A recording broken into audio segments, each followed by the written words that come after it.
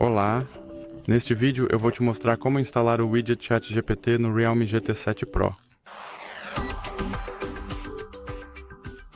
Então você deve começar abrindo a Google Play Store, depois clique na barra de pesquisa e digite WALL-I e clique em pesquisar. E então clique em instalar e clique neste botão para pular a introdução. Clique em agora e clique em abrir permissões. Selecione Assistente de IA e permita que o app seja exibido sobre outros.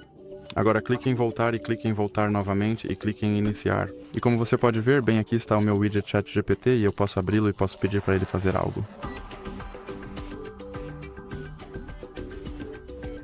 E como você pode ver, ele respondeu. E se você quiser removê-lo da sua tela, basta arrastá-lo para o ícone X no meio. Então, é isso para este vídeo. Se você gostou, lembre-se de deixar um like e se inscrever.